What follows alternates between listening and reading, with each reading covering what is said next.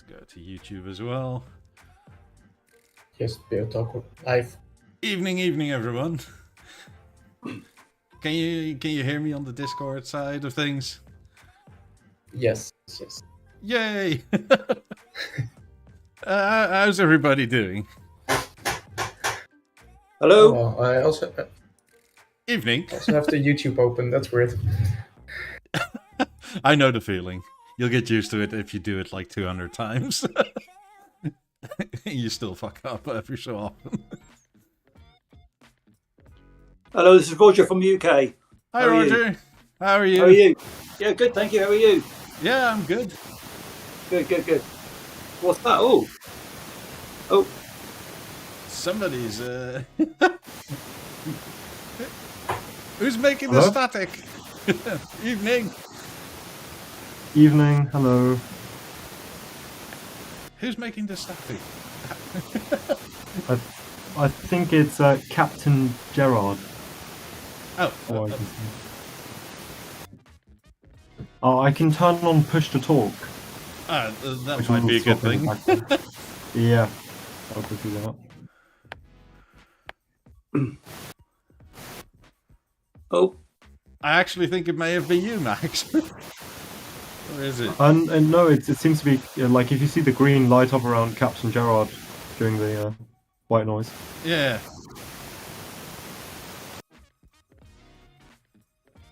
Oh, so peace and quiet. I have absolutely no plan for today other than chatting with you lovely folks. Willie, I think, is either moving today or on the job site or both. So he's out for today. Was it known when Woody was moving? Summer this week? Sorry? Was it known? Bloody hell, when that's Woody... static, Captain Jared.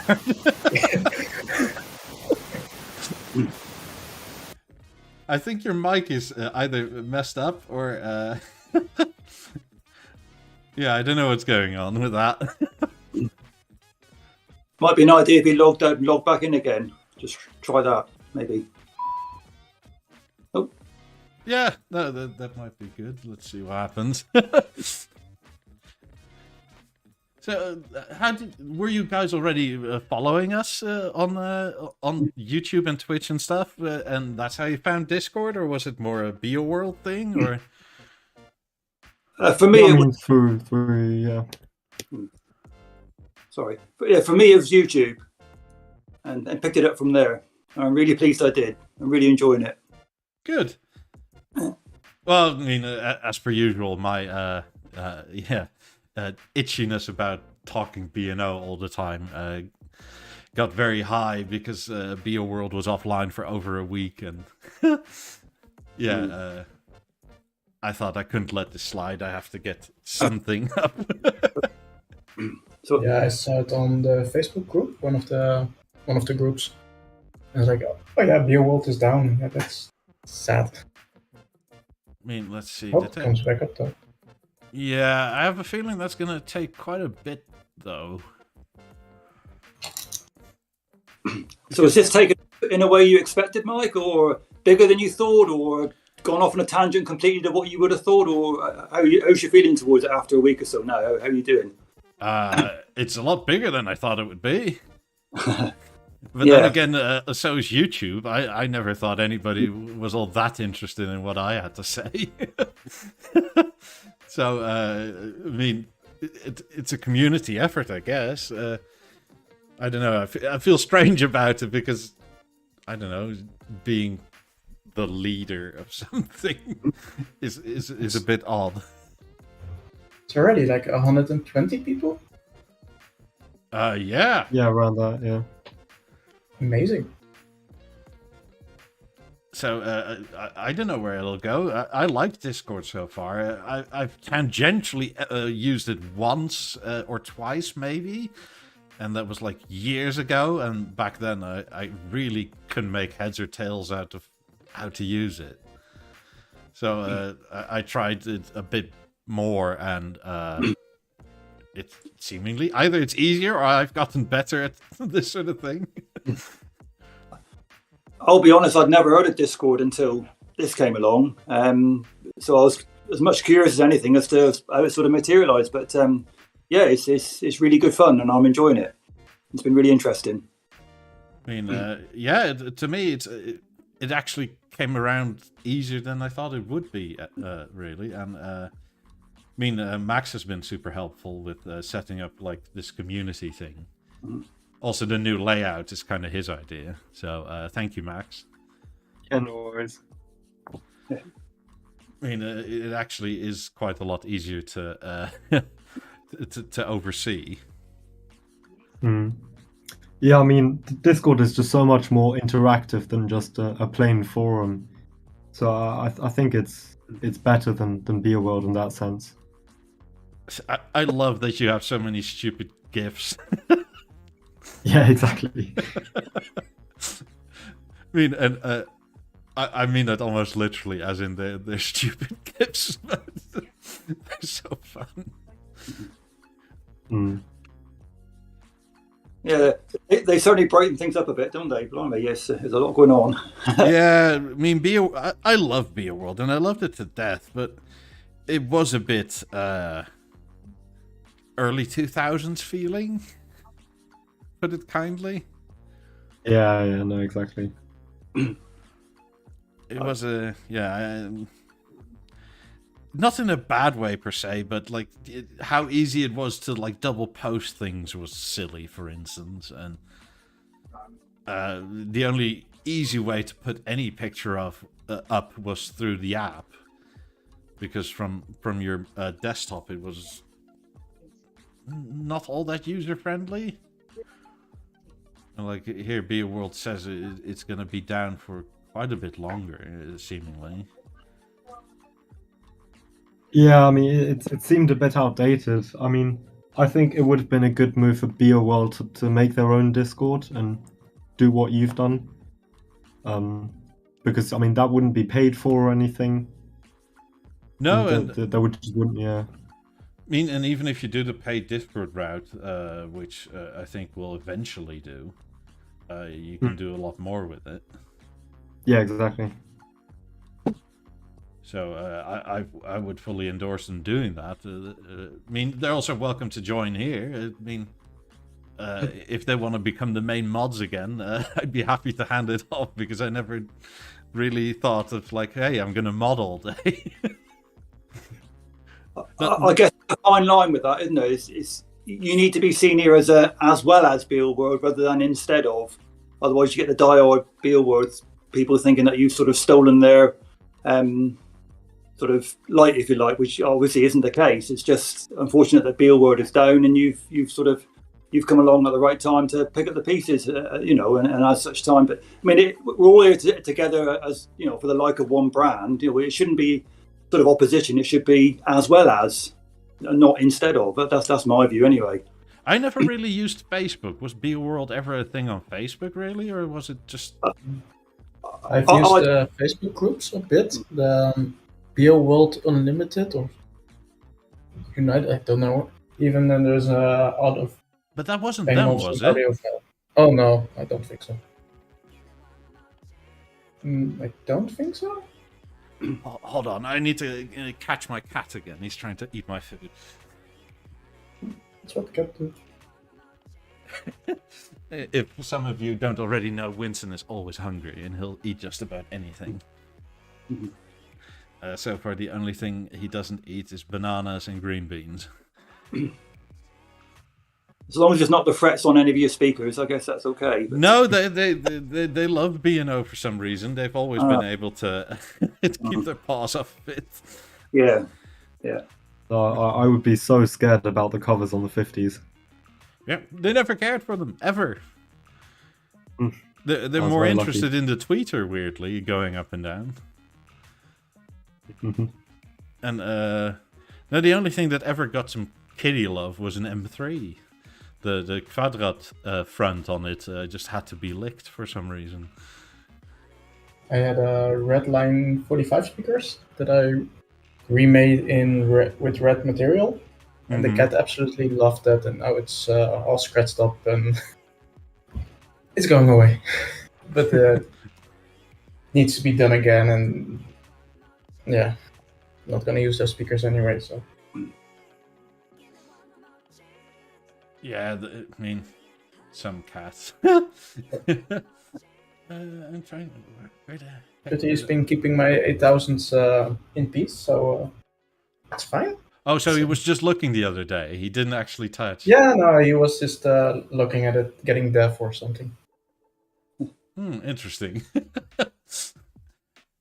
Where do we get bloody Discord link again? Because now that we have a community, it's gone from the top.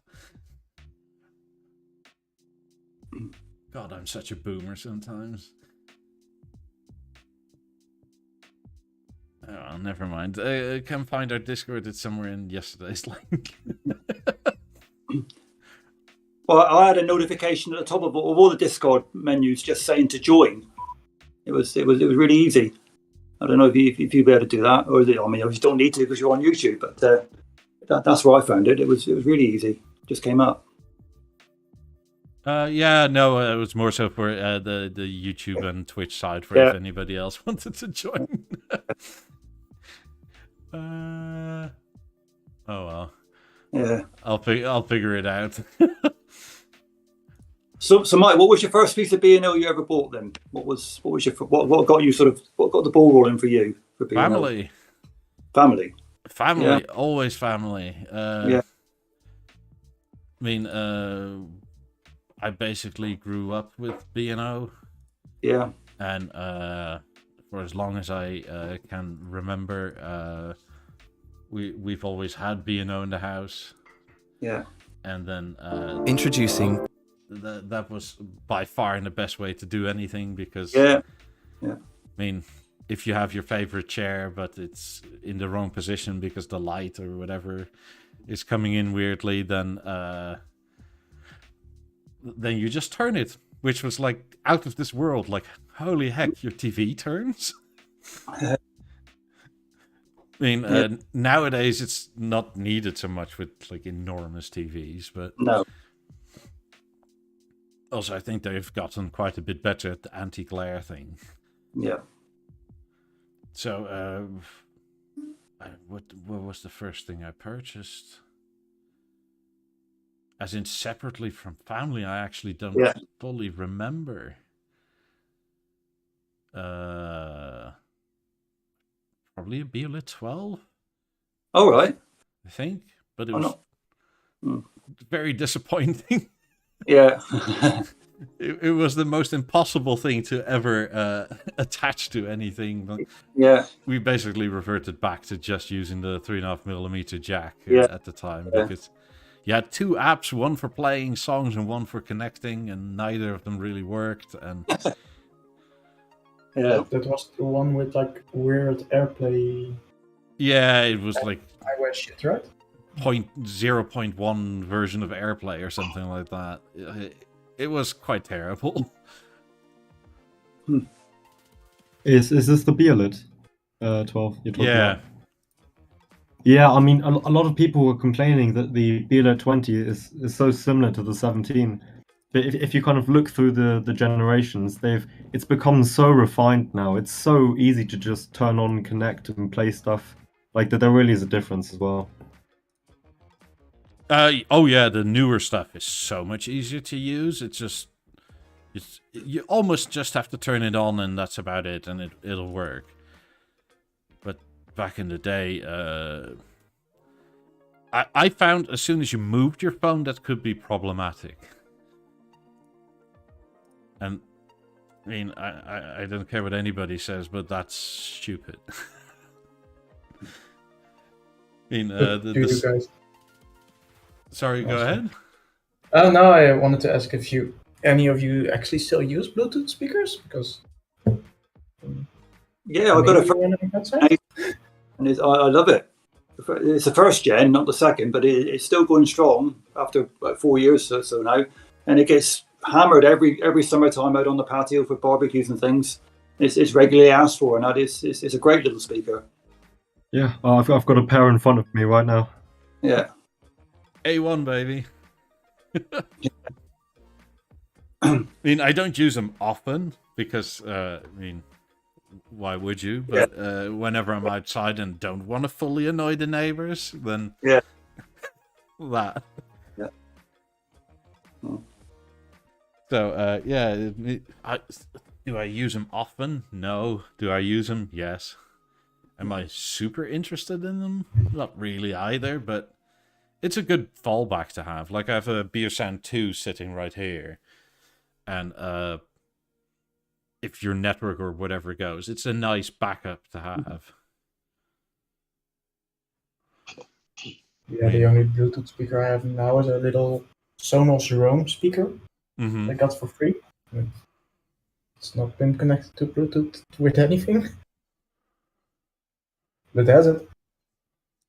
Yeah, I guess I have very expensive Bluetooth speakers. Oh yeah, they all have Bluetooth, of course. The 28s. I don't know why, but they have Bluetooth. I mean, I've spoken to quite a few dealers, and whenever anybody came in to look for 50s, apparently the first question was, does it have Bluetooth? So I don't know if that's a problem with the people actually coming to look for them, or whatever actually is going on with that, but it was strange. So I guess they decided our next speaker is going to have Bluetooth just so we can say yes. I did see that my Essence came in, the BeoSound Essence, and the Bluetooth is apparently open to connect to everything. That's how the standards come, yes. Yeah, and I live in Rotterdam Zuid, where there's like 6 neighbors on every side. In the you'll get it. Right? At 3 a.m. Everybody in the morning. can connect to my speakers. It is no. I think somewhere you can turn that off, or you can set it to only allow it to devices that have been connected to it before. I've had the same thing with an M3, and obviously we had it in the bedroom, and then at 3 a.m. in the morning, some neighbor decided, hey, I can't hear the speaker, so it needs to be at 100% volume. So that was a very enjoyable experience. And then we had it another time when we thought, well, we're not going to have that in the bedroom, so we moved it to the office, and in an important call, same thing happened. So hope the 28s are disabled by Bluetooth then. I'm pretty sure. In case the neighbors think, oh, that's some nice speakers. I probably can. I know the M5 you can turn the Bluetooth off. Oh yeah, you can turn it off in just about everything. Yeah. I kind of have to look. Yeah. I forgot if I ever turned it off in the 28s. God, how do you guys like the B&O app? Generally, you can do a lot with it. Yeah, It's a bit complicated sometimes, but you can do a lot with it. Been using it for like 3 days, so. Yeah, I mean, I feel like it's very good for the smaller Bluetooth stuff like the Beerlits and BeoPlays. I think that for the bigger stuff, all the BeoSound band stuff, I think it needs to be a bit more refined, and a bit more catered for each specific product. But on the whole, it works decently well, so can't complain. Just wish it was a little bit faster, but that could also be maybe the Essence that I have connected to it. That's just a bit slow, but just turning stuff off or starting to play music, it takes a few seconds.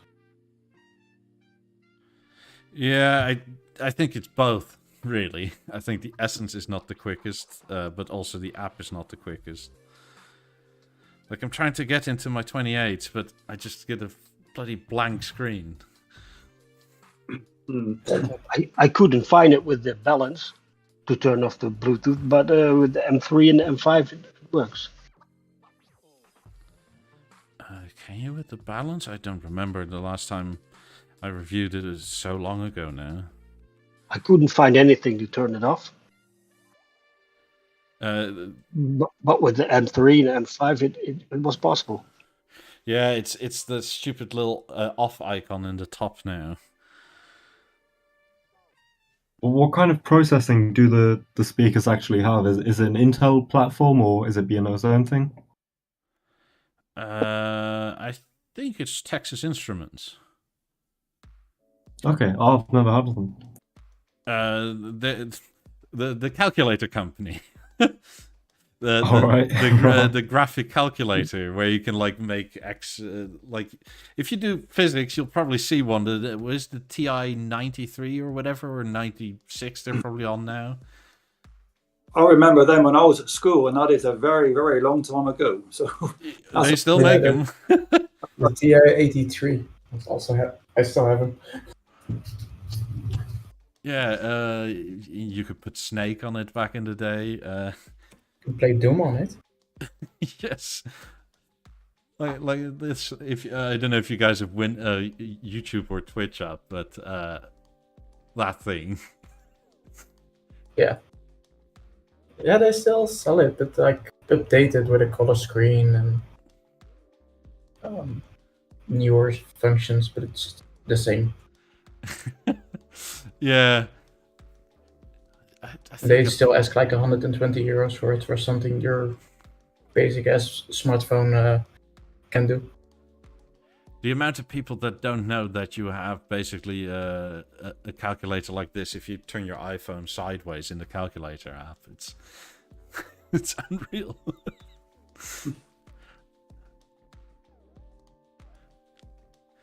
Yeah. Yeah, but you can get like a phone for like 50 euros. It's literally the half price of this, and it's way faster and it can do way more. There's no reason for the thing to be that expensive.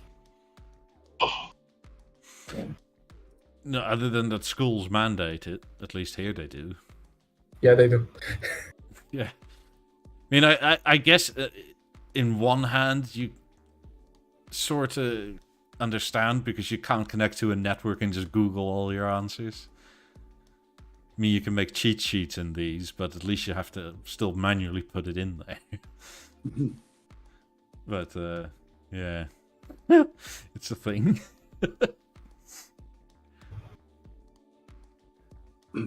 Yeah, I love these stupid things back in the day. They were good fun to use. It's just... I don't know. It's one of these school things you learn and then never ever apply later in life. At least I didn't. Don't even know where the damn thing is. I know I still have it. Just don't know where it is. Yeah. Weird things. So I don't know what to think about this. So, by the way, did everybody like yesterday's show? I always kind of want to know, but when you ask in YouTube, nobody ever really tells you. Yeah, no, it was good. Nice. I like the suits. We try every so often. It's very smart. Yeah, I watched about the first half an hour or so, but yeah, I enjoyed it. Yeah, it was really having a good time. So yeah, it was good. I mean, were we blatantly off on something? Because I know we rant every so often, and it seemed Henrik and Willie were having a good rant.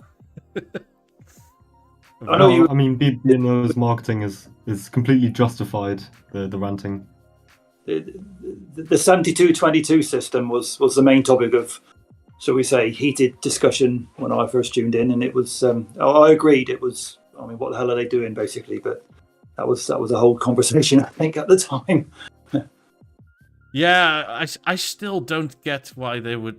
Well, I get it to a point, right? Like it's fairly easy money because most likely they're going to sell all of it.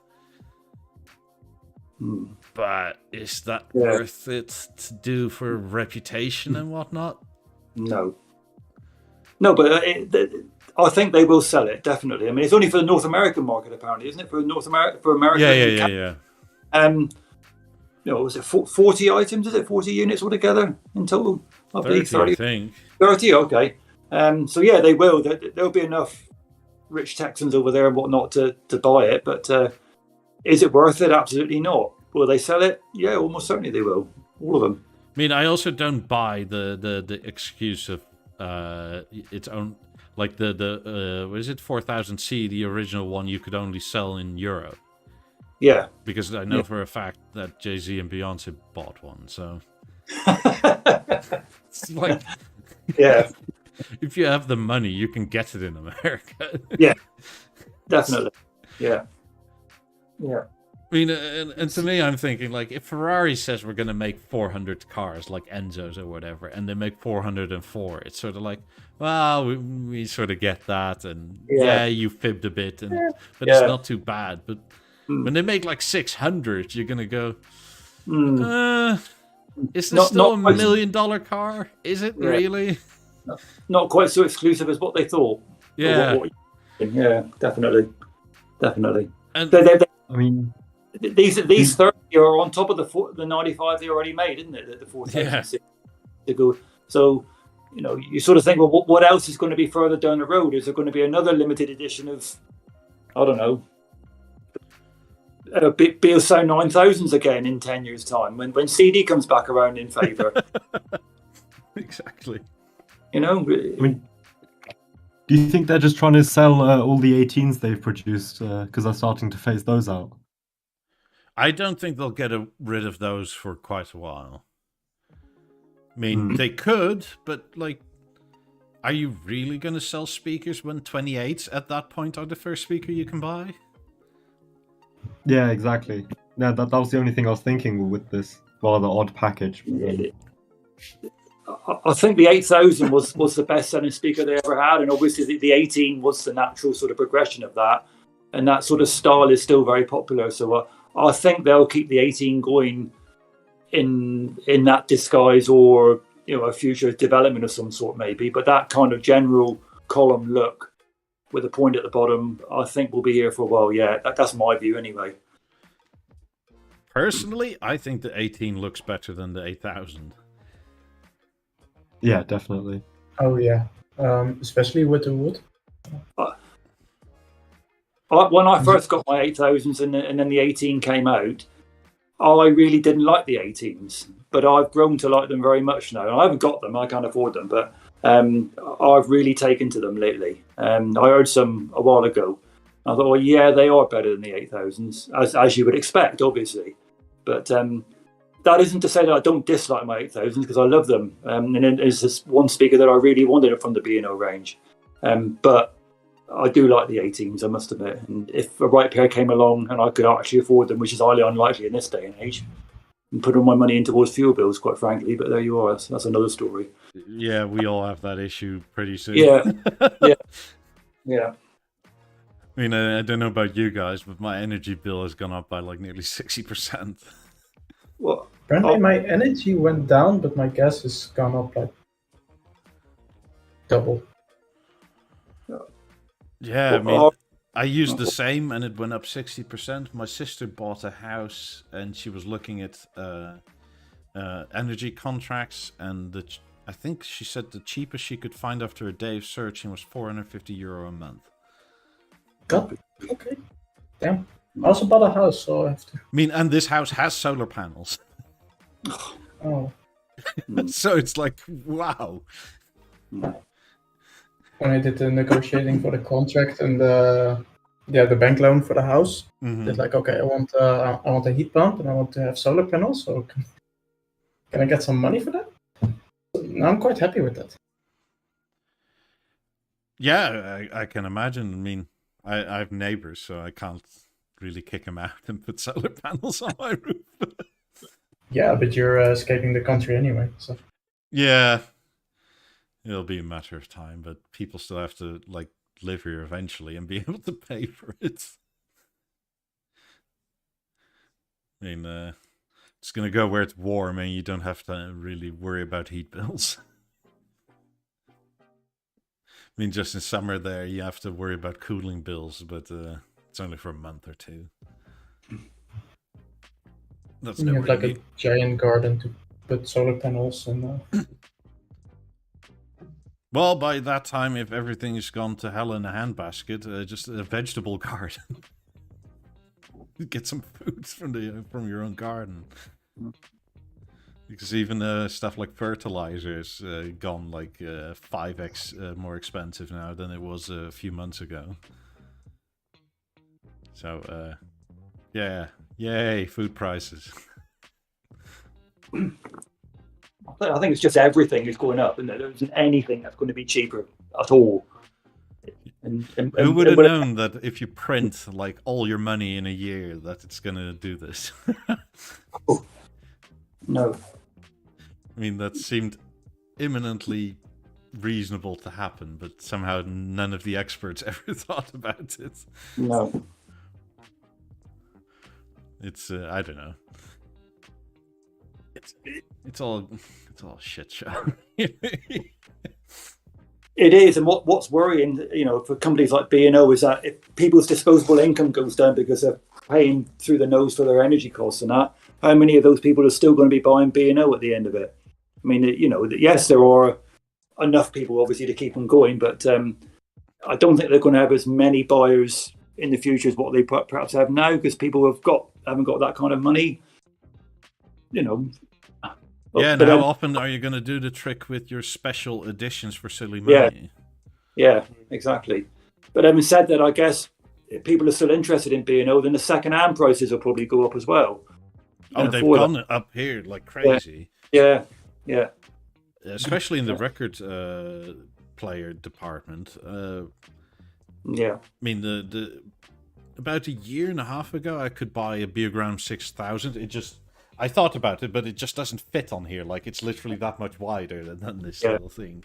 And back then, in a decent condition, they were about between €250 and €300 or so. And now they're like 600 to 700. Yeah.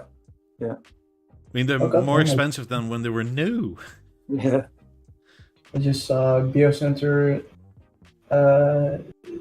3900 for €600 on the Dutch eBay. Yeah, the Dutch eBay is actually owned by eBay. It's the Dutch eBay. 600 for BioCenter 9000. Yeah, that's crazy. I have two up in storage. I have to sell. So you got to watch your CD spindle on them, haven't you? On the first of that generation 9000, the BioCenters, the CD spindle is prone to wear out, and there's no replacement or anything for it. Having said that, I mean, I wonder if anybody's thought of doing a 3D. What do they call these printer things? 3D printing. 3D printing. Yeah. Got it in one. Yeah. I'm getting on a bit now, so you've got to bear with me a little bit with these sorts of things. That was an issue with the 9000. I think that they rectified on the later 95s and 93s and all that. I believe. Yeah, the Mark Ones are always pretty good, but not all the way there generally. No.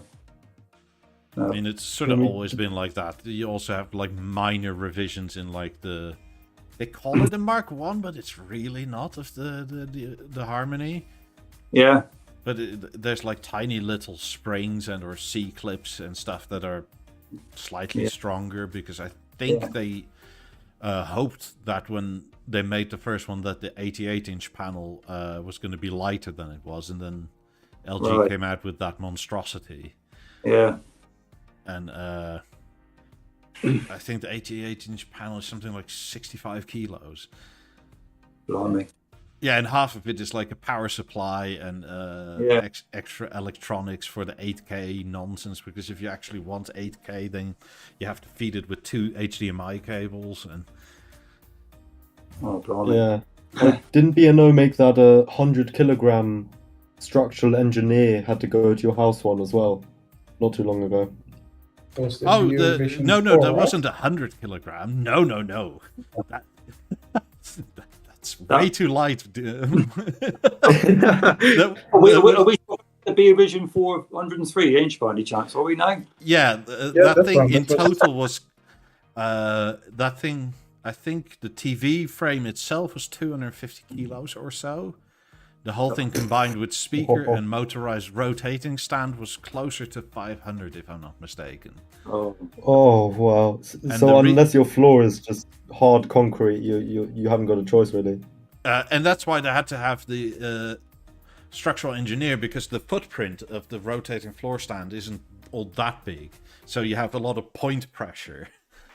So they had to actually send somebody by to see if, if they were to put it down, it wouldn't just fall through the floor in like a week or two. There's one for sale in the Netherlands for 20,000 for the BeoVision for 103 inch. it's only a standard 1080p picture, isn't it? So, I mean, for anybody who hasn't got a cinema hall to show it in, the picture's going to be pretty dire, I would think, really.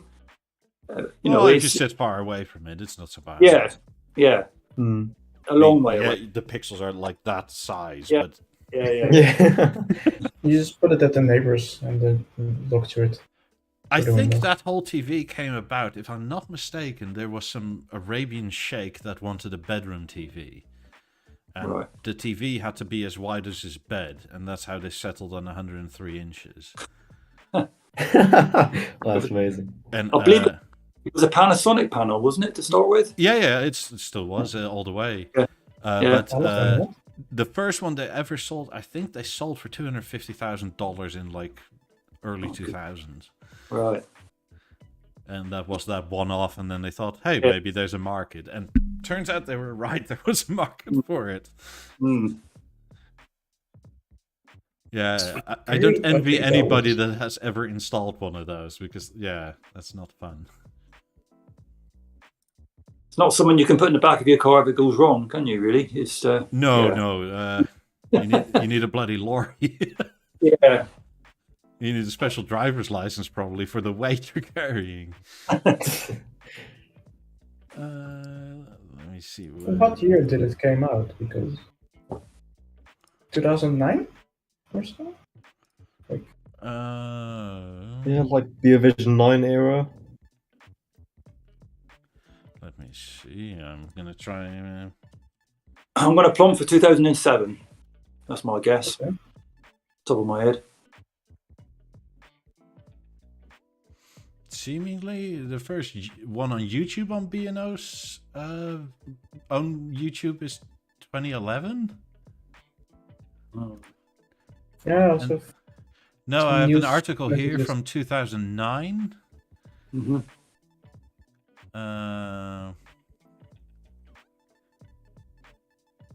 And it's just over 500 kilograms, and it uses a mere 680 watts. So it's not just a TV; it's also a space heater.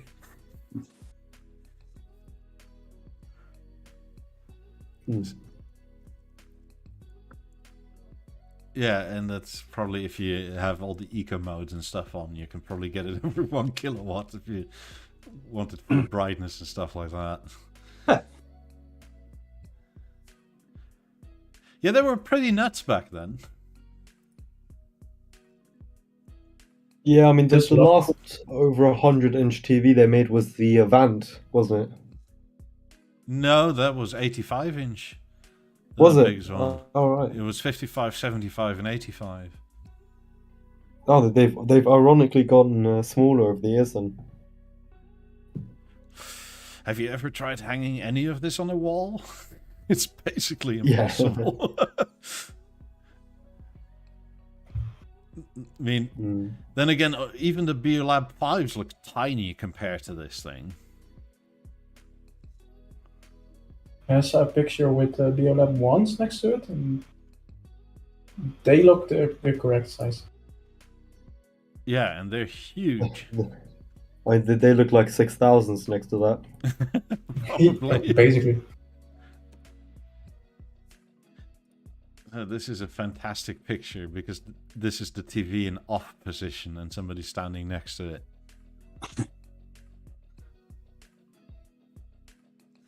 Because don't forget, like, this whole thing slides up and the speaker pushes forward from behind. when you turn it on. It's huge. Is it, That's amazing. you got that? Is it the BeoLab 10, the triangular one? Is that the one that they sold with it? Yeah. Yeah. So where is it? So this is what it looks like fully on, and that all slides up that far. It goes up like 40 centimeters or so, and then that speaker slides forward. Oh, it slides forward like the Harmony does now then?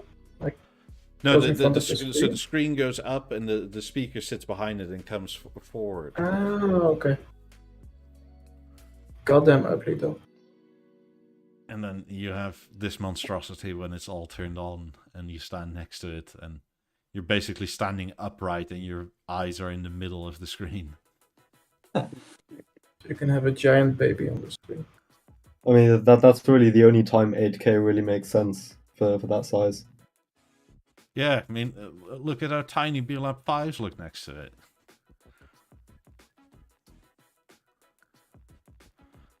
Yeah, like Carl says in the chat, 25k for the stand. Cool. And then again, it was capable of carrying 400 kilos or so. Now you get a wooden box for that. Yeah. No, it's all progressed quite a bit better. I wonder if they're ever going to do anything with the new announced 97-inch OLED from LG. That would be sweet. They definitely will. Yeah. I mean, they Can't should imagine anyway. they wouldn't. I mean, this was a setup back in the day. If you like had more money than sense. Oh, goddamn. Wow. I mean, I'm kind of jealous of that. That is very cool. I mean, I don't know how they do power, because obviously, as in all B&O pictures, there's never ever a power wire or a speaker wire to anything. Yeah, no, cables don't exist in those pictures. Yeah, they just go under the ground. It's all chi. Yeah. You're walking around on a giant magnet. Also, they have like the Video Center 5 there. Also without cables, of course, but then... Yeah. Oh, it's all wireless. yeah. They don't just have WiSA, they have WiPA. Yeah, and like it's the no stupidest BMS thing or whatever. in B&O audio, or in like leaflets and stuff like this. They started rendering like 10 years ago, and it's never gone away. And it's like, oh god, please take an actual picture. Yeah, especially all the headphone stuff. It's all renders now. Do you guys like the renders, or would you rather see a real picture? For me, a rather real- real pictures. Really real pictures? 'Cause Except without people standing in front of the speakers, if possible. Yeah.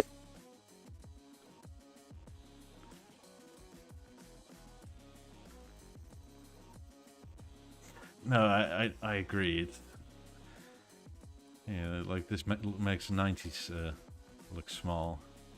I knew my new TV arrived. Yeah, dragging that into the garage. You see this chap standing here, like bloody hell.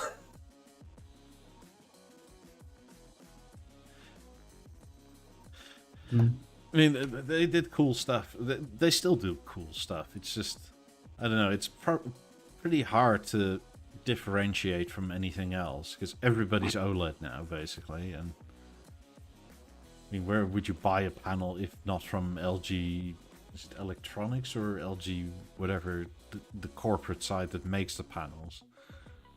Yeah, it's electronics, yeah.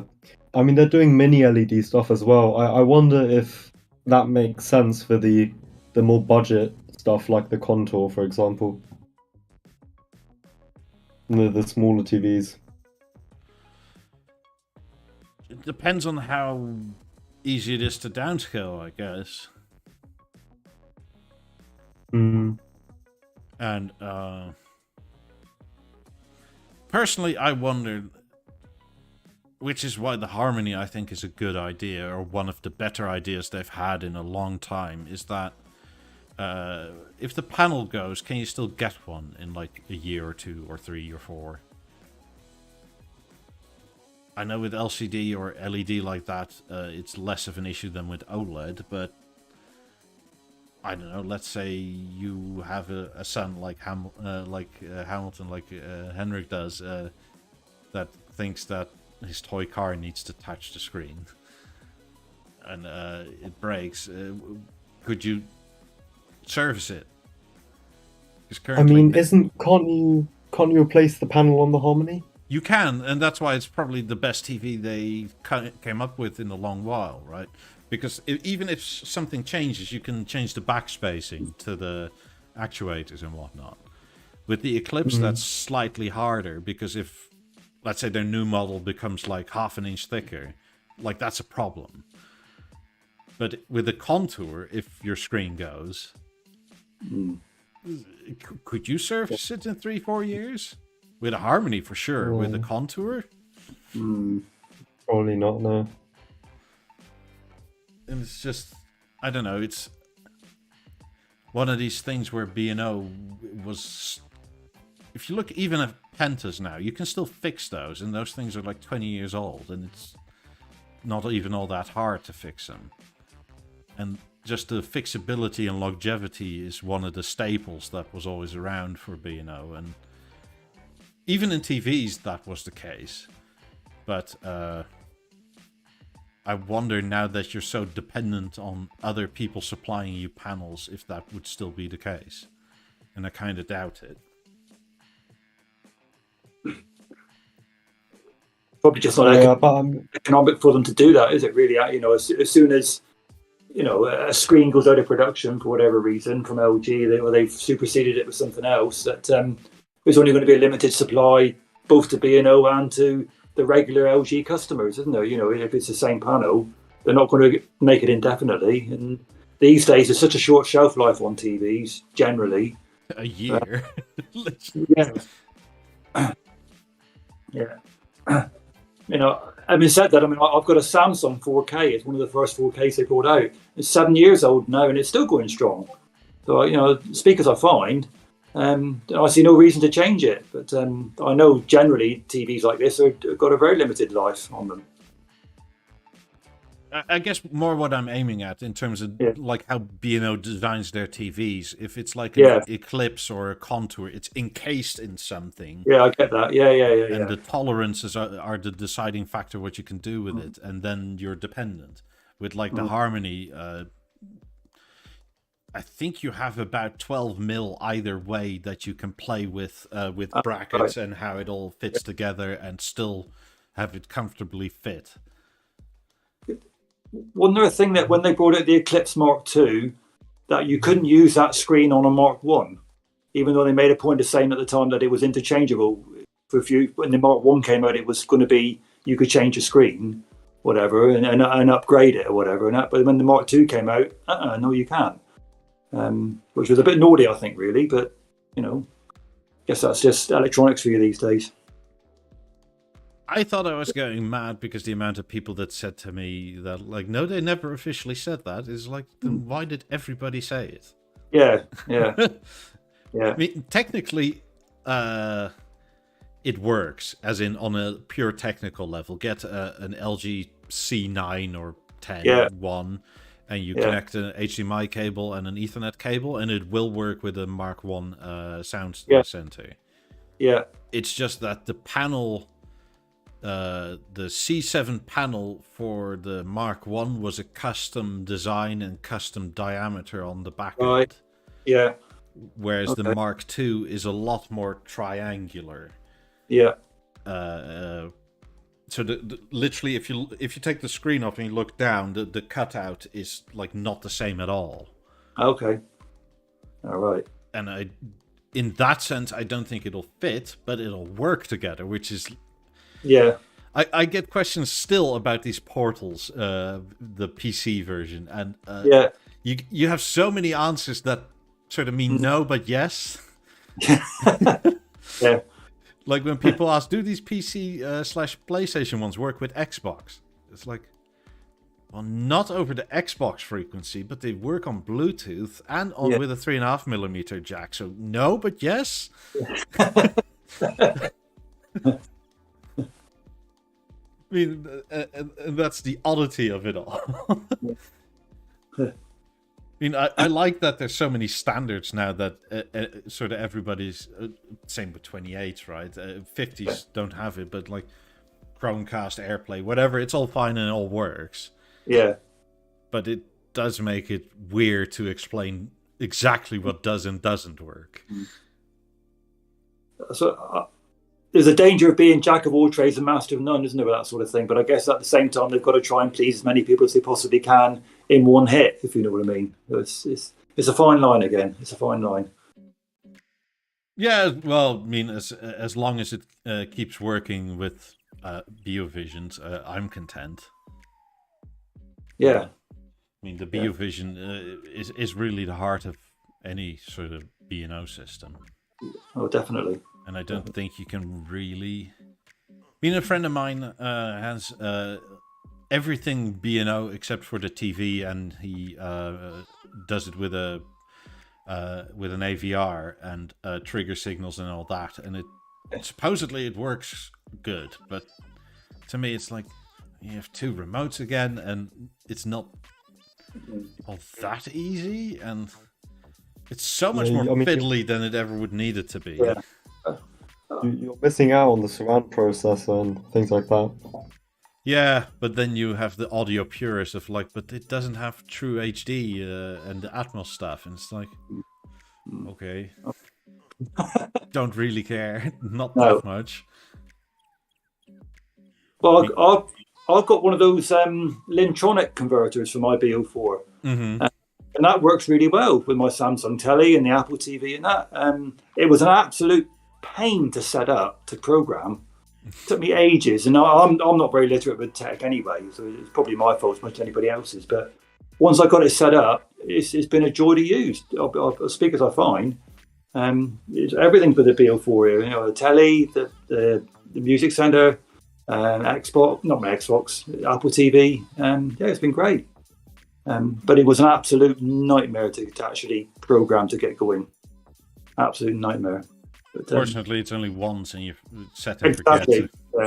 And I'm dreading this TV going wrong, and I've got to go through it all again. And I probably won't bother, to be honest, if it's just a TV. But for now, anyway, yeah, it's been really good. Speakers are fine. I heard that the Beo Remote 1 works with TVs that are based on Android, because the Avant and the Eclipse and the Horizon are all Android based or something, and you could just get it to work. Still would like to try that. So I have to first get a remote one. It's one of those answers again that's yes but no, but sort of. Yeah, exactly. Yes. Perhaps, maybe? Your Beo Remote 1 works with your iPad. Yes, it should work with my TV. Yes, perhaps, but not maybe? everything Don't works, and that's so like. If you can attach this to an iPad, right, and do a next track of a previous track, volume up and down, but some of the numbers don't work, a lot of the commands don't work, so it sort of works. You could do it with your iPhone even, or with your Android phone, and some of the commands work because a lot of Bluetooth commands are standardized, but again, not everything will work. So could you use it as a TV remote? Potentially, but I wouldn't bank on it. So it's one of these yes but no's. One thing Willie and I know for sure, because we tested it like a few weeks ago, is that it doesn't work with Lego's Bluetooth. Because he tried to attach it to his Lego diggers and whatnot over Bluetooth, and they weren't having any of it. Literally unusable. Yes. Because he wanted to like use the diamond pad to like steer his Lego cars around. That would be cool. But yeah, the Lego thing wasn't having it. They did something else with Bluetooth. It's strange. Maybe some other protocol will. Yeah, Which most likely. mean, yeah, it's. I don't know. I've had this now for 3-4 years, and I still miss the BO4 kinda. Like it's nice, but it's not as Nice. ergonomic, I guess. It's also I know I'm the weird one, but like that literal bend in that is what I hate. Because if it's not fully on the table, it wiggles as soon as you press any of the side buttons. And the BO4 is just like you could have it hang off half the table and it would never move. Plus it was a bloody weapon. Yeah, it is so heavy. Can you scroll sources and like radio stations on TuneIn or Deezer playlists on the Beer Remote one? Because I don't really find it anywhere, but it has two-way communication. Yeah. So tune in.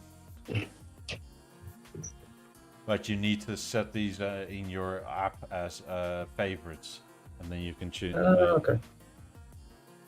So you go to music, tune in, and you go to the right, and then you can pick some radio stations. But you have to set them first in the tune in, as in stuff to remember. Oh, in the TuneIn app, or? No, sorry, in the tune in side of the B&O app. Oh, okay. Like 3,000 apps or. Yeah, I downloaded the Deezer app as well because sometimes just the Deezer side through like the B&O app is okay, but the Deezer app itself is sometimes so much better. I don't know. It's still just on Spotify. Yeah, well, the thing is, everything now again is Spotify. Talking about that, that's a phone randomly starting to play music. What? I shouldn't open the TuneIn app to see if I can favorite channels. No, just starts playing. Do you guys all use AirPlay or Chromecast, or how do you stream? Mostly inbuilt streamers for me. Yeah. I use the Chromecast. Mm-hmm. Yeah, AirPlay for me. Basically. Yeah. I recently bought one of those Roku TV streamers. Like my Samsung telly is connected to my BeoSender 9500. And the Roku devices have all got AirPlay too. So I tend to use that rather a lot. It works really well. And then you don't even have to turn the telly on. As soon as you fire up your Spotify and connect it to the Roku, it switches the telly on as well. And then obviously fire up my Hi-Fi and away I go. But it's a cheap way of getting AirPlay too and multi-room for anybody who's like me and can't afford the full B&O route. But it's a sort of a cheap way of doing it, and it works really well. I'm quite pleased with it, really. I tend to use that because I've only got an Apple TV 3rd generation, and that hasn't got AirPlay too, unfortunately. But the Roku has, and it works really well. And I've got an old Apple Airport Express in another room connected to my 9300, and that, even though it had been discontinued, that had an update a few years back for AirPlay too. And so now I've got multi-room. Works really well. So, thank you very much, Apple. You can get some things right sometimes. Sometimes. Were any of you affected by the whole Google, what is it, Sonos debacle? No, not me. No. I heard about it, but yeah. I got a notification. No. I think everybody got that because everything is automatically now in the Google sphere, unfortunately. Mm. Also, I'm gonna call it for this evening. Have a nice evening and have a good one. Thanks for joining. Keep up the show. Yeah, thanks. Bye for now. Disconnect. I had to search for that as well initially. It's like, what's the disconnect button? I can't remember.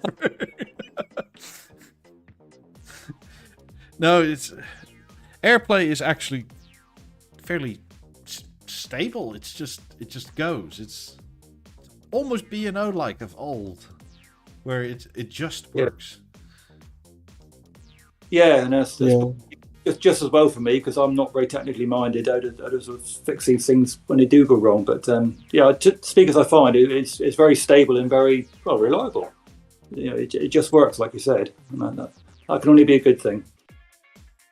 By the way, what's the audio quality on AirPlay? If I'm not mistaken, it's a CD quality. So right, okay. 16-bit, 41 or 44 kilohertz. Yeah, I mean, I only use Spotify Premium, which is only 320 anyway. But then with my old systems, I probably wouldn't hear any difference, if I'm quite honest, anyway. But I think does go up to 16-bit. But I say for me, it's only just Spotify Premium, and I'm quite happy with that. For my audio. AirPlay 2 is lossless now. Oh, okay. I mean, I'm pretty sure it's dynamic though, depending on quality of connection and that sort of thing. Definitely. But if all is good, it's lossless. Yeah. I mean, it was a big thing with Spotify towards the end of last year, saying they were going to go to lossless whenever. It hasn't happened yet, as far as I know. Yeah, they're taking very long to do it. They seem to. There's been no mention of it for ages, and somebody was saying that are they really going to do it, because they've got the whole that market sort of cornered. That are they actually going to bother? Because people aren't worried about it like that. I guess if you're into Spotify, it's only going to be 320, and the demand for their quality stuff isn't as high. If you want higher quality, you go to Tidal or Deezer or whatever. Qobuz is another one that's MQA and all this sort of stuff. I don't know. I mean, Amazon Music is as well now, and Apple is doing lossless. Oh yes, yeah. And now you have Dolby Atmos for your regular music track. But I think you need the right setup to get the full benefit of all that. I mean, and for me, with what I've got here, I probably wouldn't hear any difference. But for you guys with your Lab 50s and such, you probably would hear a difference. To me, it's I get it, and it does make a difference. But I'm sure if it's background music, like who cares what quality it is, as long as you don't hear it like crackling or breaking up because of like bytes missing. But yeah. But I mean, nobody ever really complained about radio. No, that's a good point. No.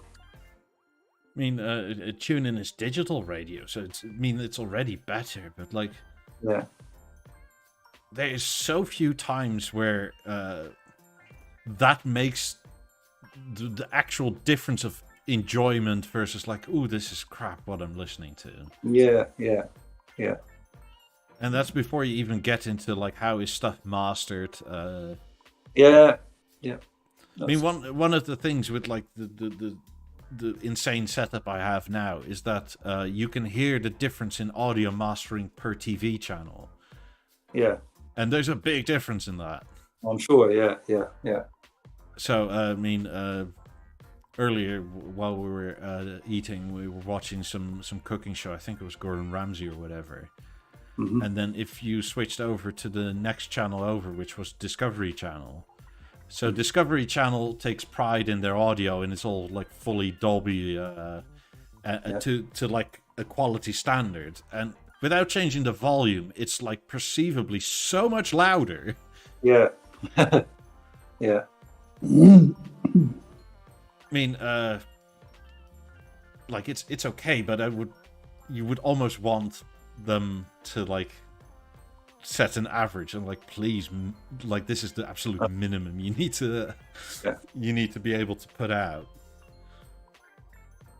It's the same over here when the adverts come on. They're always louder than the original program. You think, for God's sake, why? Well, that was for a reason. That was quite literally to wake the elderly up. Yeah, but I'm not even joking. Waking the elderly, probably wake the dead half the time. It seems. As long as you buy our products, that's fine. Yeah. Exactly.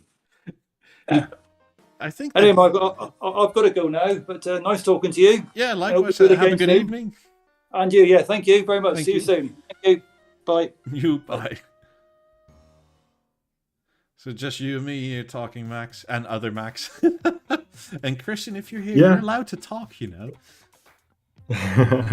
Yeah, everyone seems to be muted. If you say something very silly and provocative that nobody is supposed to know, I can set it all to private again.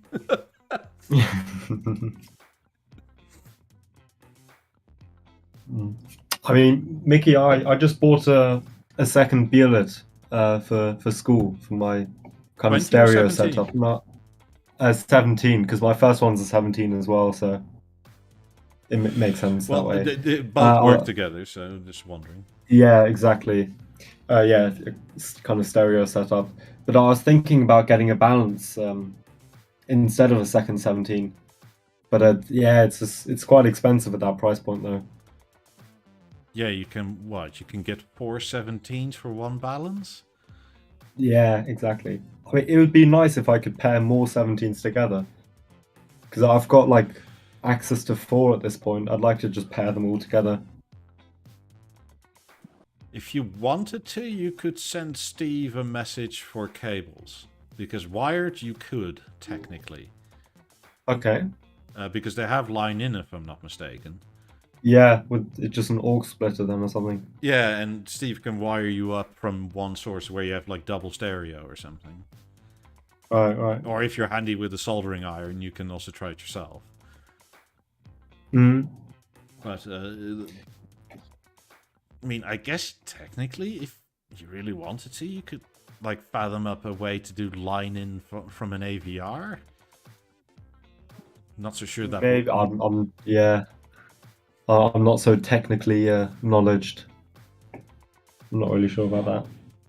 Well, it's just, I mean, you have the, was it the TRS cable, and depending of, so when you look at like a 3.5mm jack, right, you have those lines in them, and there's connector clips on the inside that is like ground, left, right, and or microphone. So depending on how you soldered that into the wire, because you could leave one blank, for instance. Okay. So that's how like Steve could make you a special cable, because he has like these giant grandma magnifying things where he can like actually see what he's doing. Oh, I see. Yeah. Because I was also wondering. On a separate topic, my parents have collected a lot of early 2000s B&O, so all the Beerlab 1s, 2s, 3s, 6000 stuff. Did you ever have any of that early stuff as well? I had Beerlab 1, Beerlab 2, I had Beerlab 8000s back in the day. I've had Beerlab 3s, I had a BV1046. Oh wow, yeah. I have a BeoSound 2300 down here again. So pretty much, yes. I love it all. The true David Lewis era design. I love that. Yeah.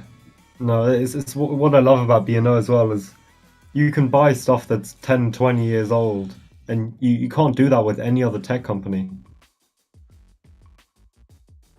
The only, well, it's not hard, but harder is a Beerlab 5, but Beerlab 1s, 3s, and everything, they're really easy to connect to just about anything, really. Mm. You know, Yeah, I mean, it's Eric all uses through his the TV. Beerlab 3s as computer speakers. Oh, yeah, that's quite a good idea, actually. I mean, you could do it over PowerLink, and they have line in, and so you could use it several ways. Mm. And then the desk stand donut things are omnipresent. You can get those everywhere for almost no money. And, Oh yeah, those rubber rings. Yeah. They work surprisingly well, though. Yeah, I've seen a few pictures. They're quite good. But you also have the short desk stands. You can even use wall mount if you don't have a sit stand desk.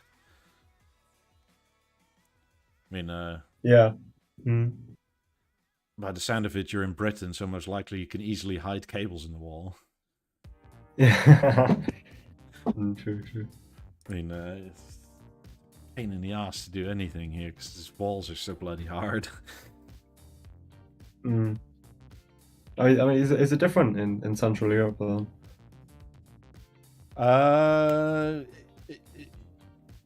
Generally, yes.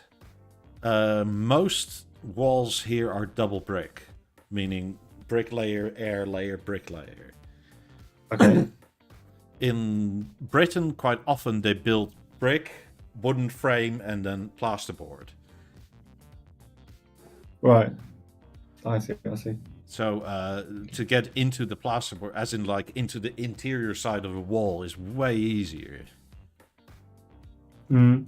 Also, at least here around houses from 1948 to about, I want to say early 80s, the floor joists to separate the floors are like these steel reinforced concrete V-shaped beams where you have, I think they're literally translated as like loaves of concrete that you lay in them instead of like what you see in Britain quite often, just like in America, wooden beams that you then fill up with insulation. Okay. Yeah, I see. So I mean, where I used to live, like if I was on the first floor, I could literally start jumping, and you downstairs you'd hear at most. When I'm at my grandparents in the UK, if I start jumping, like you hear the whole ceiling creaking downstairs. Yeah. No, that's true. Hmm. I mean, a lot more modern homes are now getting floor sockets, which is very good for B&O anyway, as you can attempt to get those wireless shots. For sure. Definitely. I mean, you do need a better way of grounding everything. I mean, the reason they never did it that way is in case you ever, I don't know, mop the floor and spill the bucket. Oh, The water goes into the socket, right? Like, that's really problematic. Yeah. And that's in most houses why, like, if you ever want to find out where your electrical goes, you usually go up the wall into the ceiling, into, like, light sockets, and then to the mains in the cabinet, wherever it is. For that same reason that if you ever spring a leak, like, you keep the water separated from the power. Mm-hmm. Yeah, I mean, it's one of those things. I do like the sockets in the floor. It's just, depending on how much you like your original design, which I always have an issue with, because I always think like, ooh, I've designed this well and it looks fantastic. And then pretty soon, like 9 months later, it's like, maybe I should move this like a foot. Yeah, that's... And if you have a floor socket at that point, then it's like, crap. I mean, it's more one of those things. Yeah. Yeah. But if you have a what you call it, like a basement or any way of getting to the underside of your floor, then it's not so bad. But only older houses really have basements here, and nowadays they're all insulated from the bottom.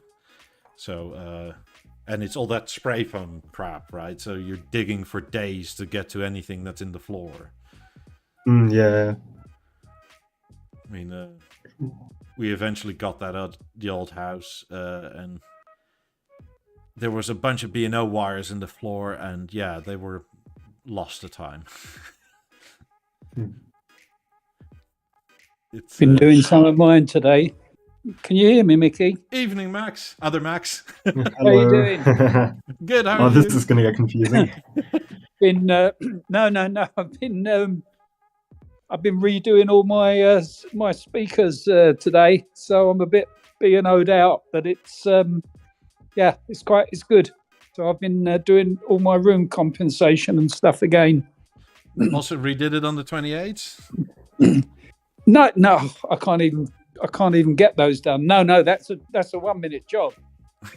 But I've got a really cool system now on the other ones, because what I've done is I've done a narrow microphone setting with a wide, and I've done a wide microphone setting with a narrow. Yeah, I've done the same thing. And it's quite, it's really quite good, because it just gives the wide on a narrow setting just gives more soundstage. I tried to explain that to Jeff once, and he couldn't follow me because I think we are just being weird. Oh yeah, you don't buy this stuff and just leave it forever, do you? No, but I mean, that would be stupid. So, like, why would you mix wide with narrow? Like, logic. Well, but somehow we did it, and we both. No, absolutely. Listen, it makes a difference. And I tell you, the great thing about, I know that you spend a fortune on the Wilsons, etc., and they're the most configurable speakers in the world at 300,000 or whatever. But you need 3/4 of a day and an expert to even tweak, to change the tweeter position of it. Here, you can do 10 settings in a couple of hours or whatever. It took me slightly longer because I was, but you can do it, and you can swap them in a fraction of a second. I think it's fantastic. So yeah, I always, for some reason, whenever I tune my 50s, halfway through, always the coffee machine shuts off, and it's like, God damn it! I turned off of my clocks. I turned all the off, the chimes off. I've learned that one. It goes ding in the middle of it. Oh no! But so anyway, I'm a bit speakered out, but they're good. It's good. I've got about 6 settings that I use now. Sweet. So anyway, surely you attest to the other brands make good speakers, but it's not just the speakers. Like the 90s and 50s do something special for room compensation, where you don't have to have like padded walls like you live in some insane asylum. Yeah, and the convenience. I just think that the convenience, because it all goes in together. I've got loads of speaker groups, never have any issue whatsoever with that. So it all fits together. I think there's a huge convenience factor, and I know that some people get real problems with, they get a piece of equipment and it can drive them mad and can't seem to figure out what it is. But for everyday stuff, it's a great combination of sound, and it all fits together. What did you ever do with your 17s, by the way? I've still got them. In wide mode, or are they just in storage somewhere? Well, I haven't paid for my 28s yet. I've had them for 8 months, and I haven't paid for them. Well, that's a kind deal. Yeah, well, I won't open the door. So I didn't know really what to do with them, but the other part of that is that I kept them just in case he desperately wanted them back, and I didn't want them, because I've got them at the back, and I've switched off my Harmony speakers for the TV.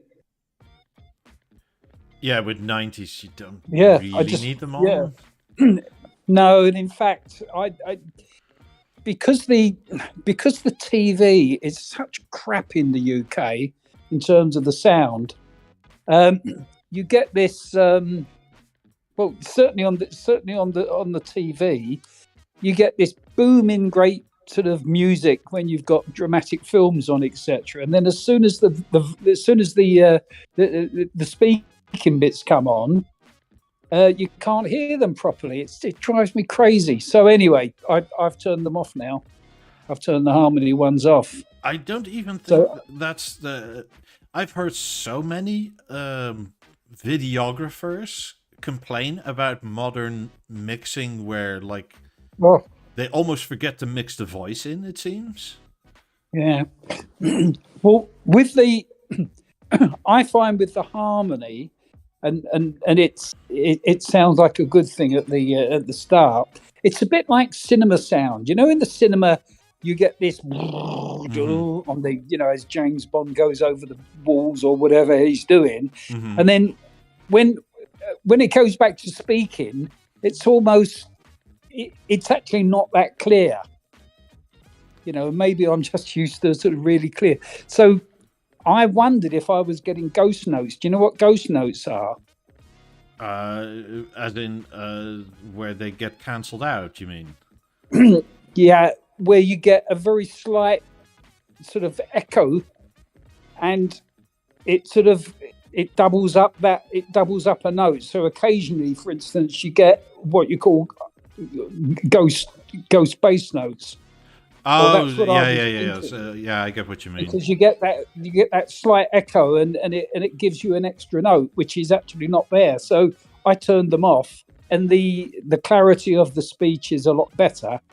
But that's not the harmony's fault. It's just the fact that I've got so many speakers.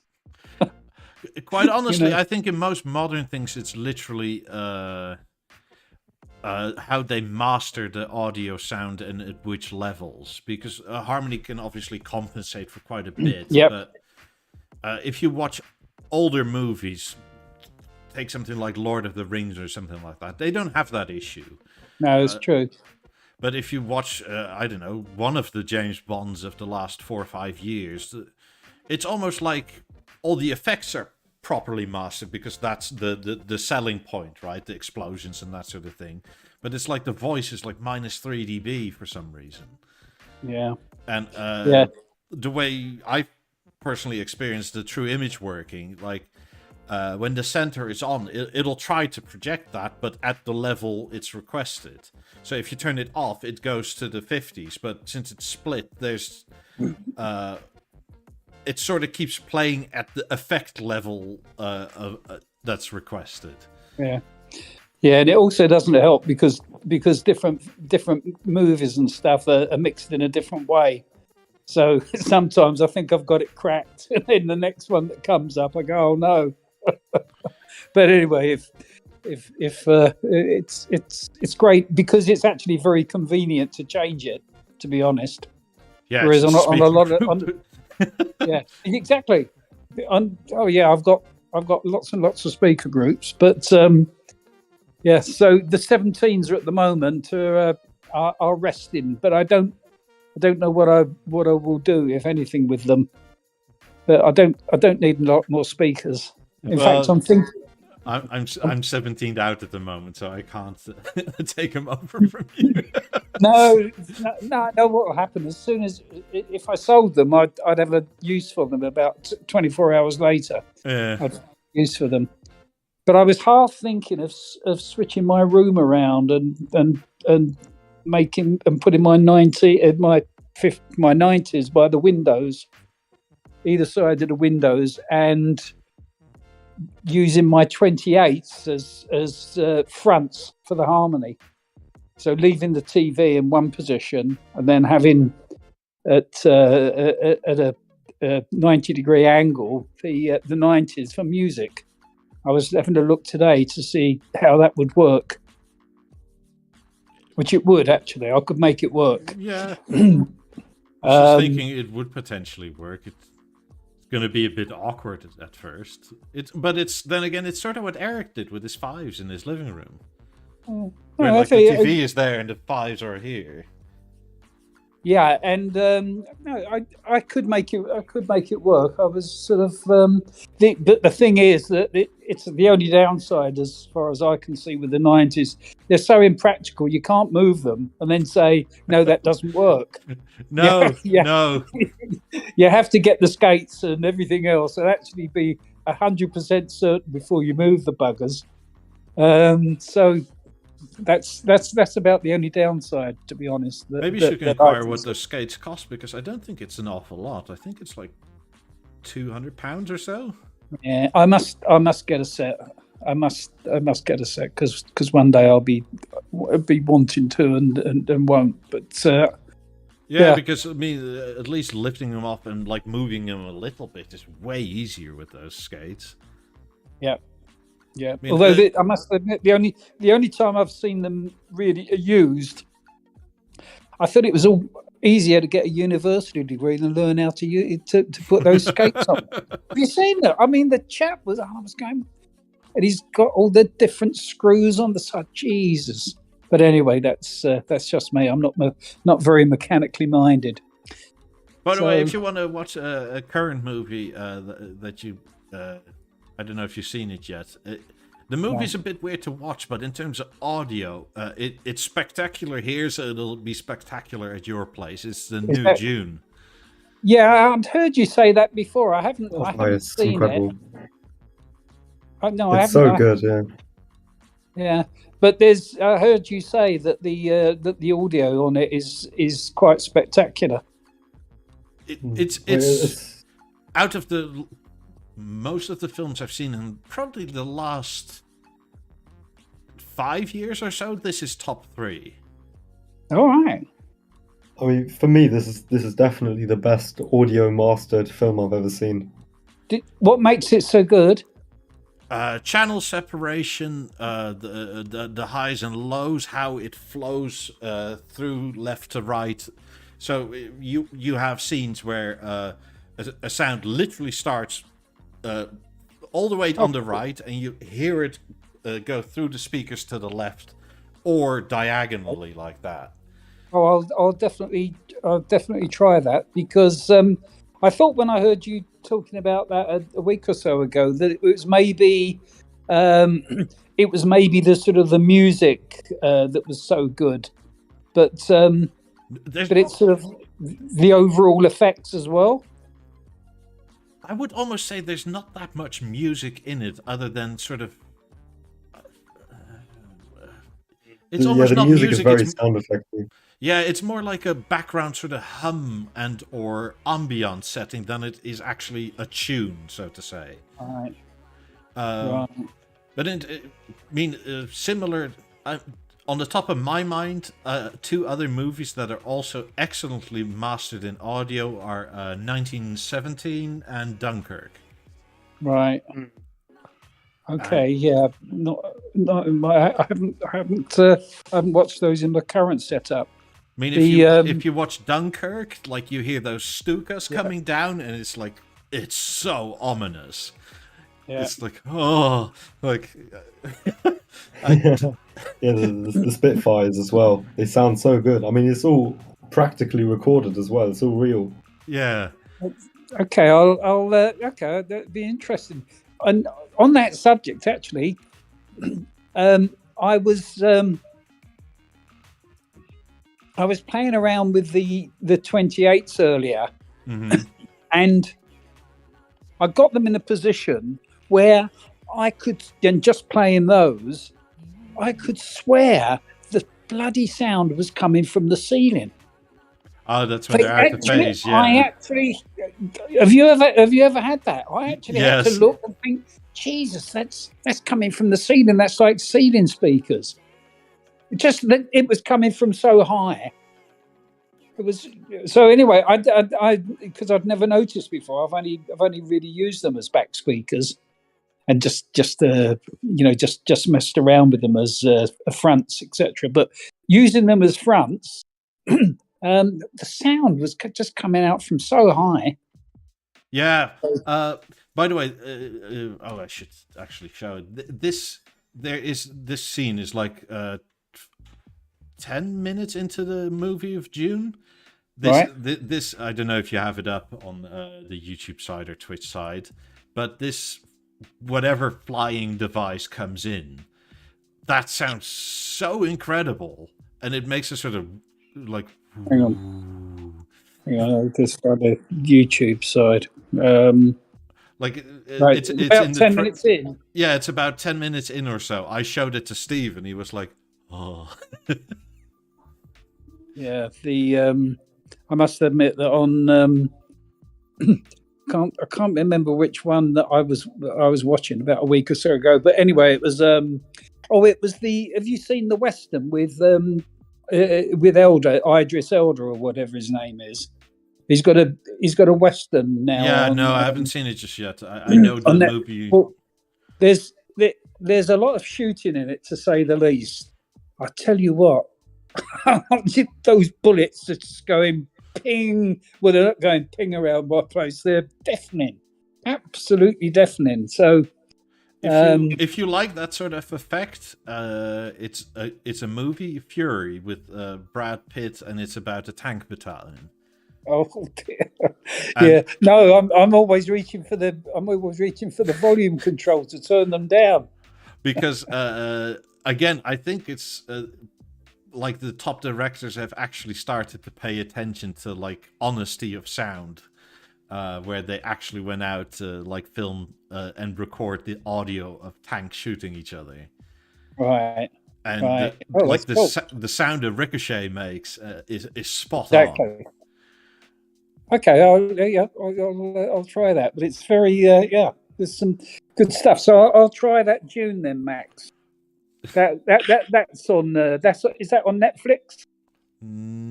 I don't or know. Apple TV. That'll be on Apple TV. Anyway, I'll find it. It's for sure on Apple TV. On the you can have it in there. Yeah, I'll find it. That's not a problem. Oh, good. But it's insane, the sound in that movie. If you're not into sci-fi, it may not really be your thing, and it is a bit strange that they don't really upfront tell you it's a part 1 of 2 or maybe 3. So the story is a bit odd.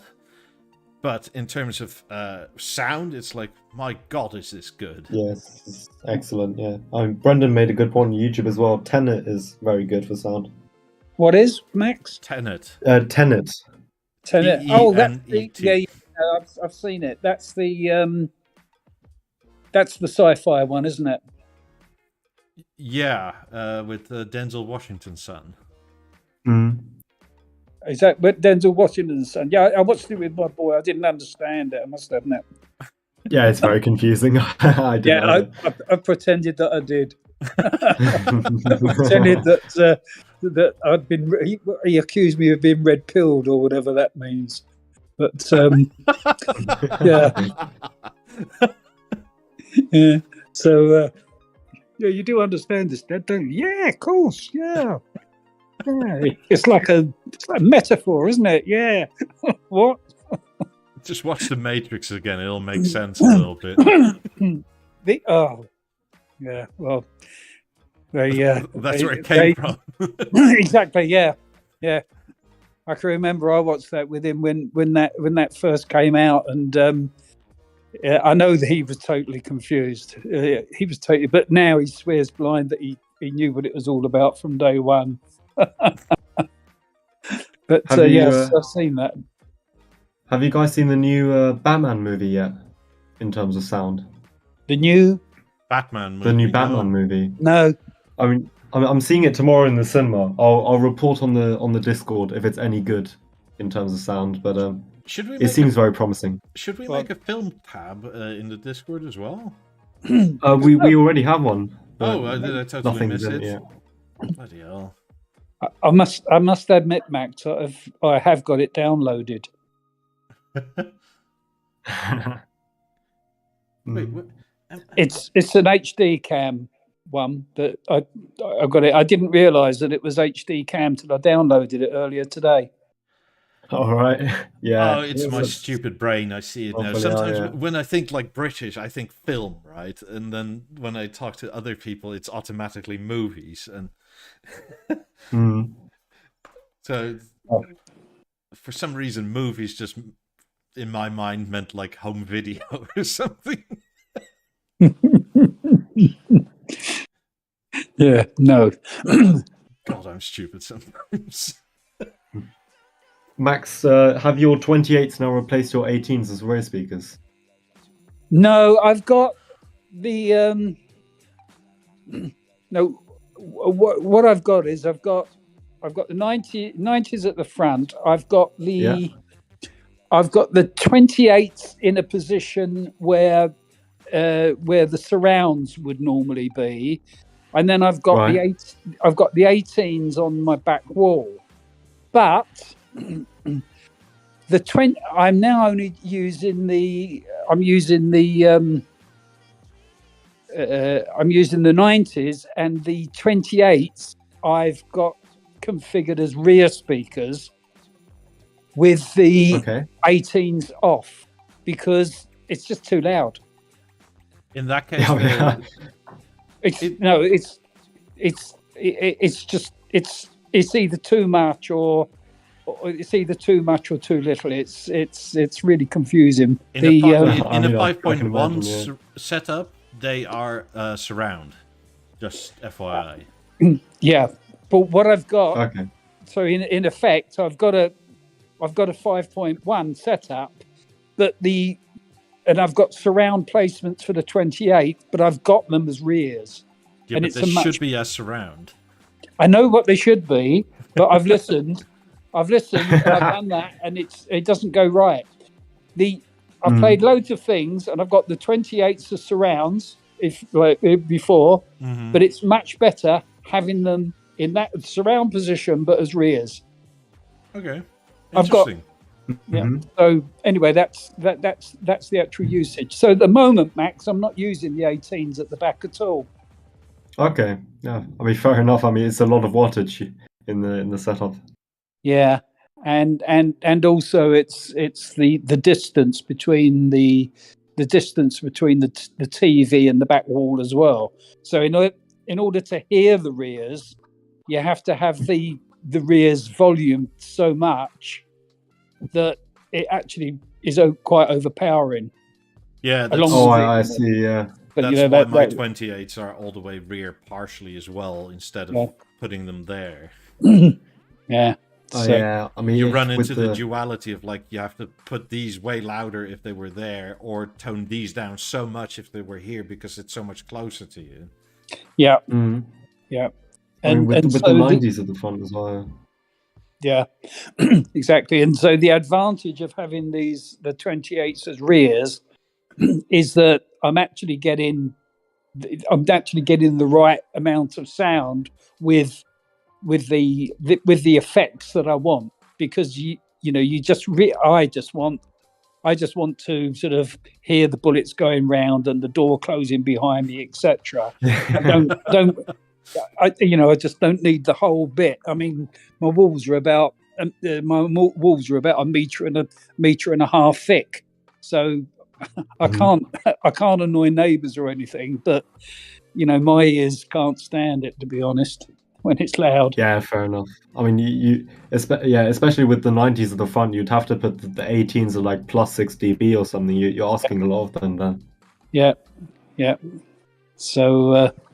But once again, they're nice speakers. I like the 18s actually. I do, but I haven't really got a use for them at the moment. But there you go. It looked pretty. Yeah, it's a very good setup. I mean, they framed the Van Gogh pretty nicely. Yeah, I can see the picture. Looks very cool. Yeah. But anyway, I'm thinking of if I swing them round, if I have the 90s by the window, then I will have the 28s beside the TV. I'll have obviously different seating positions, swing them round, and then I'll have the 18s behind where my settee is currently. So anyway, they will go. I still haven't got any use of the 17s at the moment, but that's life. If you ever want to get rid of them, you have 2 buyers already. Yeah, there's oh, listen, they're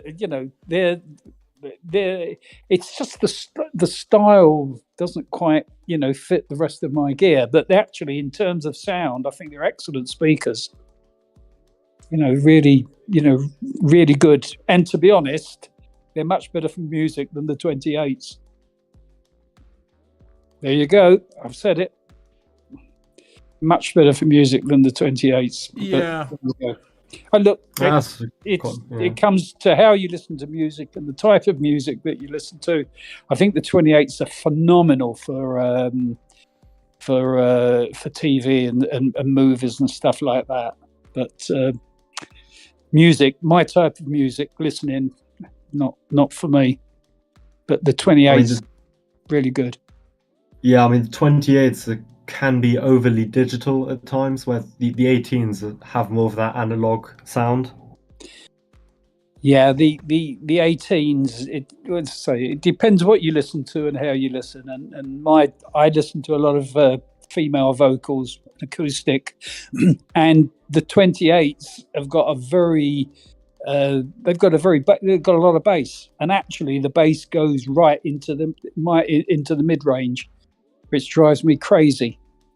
But I can understand if you listen to a different type of music, or it's. I take it you use the optimal setting, or do you use the social setting? I use the on either. No, on either. Because the bass is a lot flatter on the social setting. It's still a bit much, really, but it's not as much, so to say. And that could be. I've actually got them wireless, Mickey, because I haven't got them. Wired in, and that's because I've got them on 10 days trial. Well, 10 months trial then. Well, as long as there's not too much overlap from neighboring wireless connections and stuff, like Ryza is perfectly fine, really. Yeah, it is. It's pretty good. But it's just not. I listen to music every day, but I mean listen, and I mean sit down, listen, one man, in the old Jeff Martin, one man, one chair stuff. I do not do background music, and that's entirely different. Friends, get away from me. Exactly. So it's entirely different. If it would be, I heard you talking, I think, about streaming earlier, and you're right. If you're listening to background music or you're walking around, etc., it makes not a difference. If you really are listening to that music in a very sort of sad way that I listen to music, then you do notice the difference.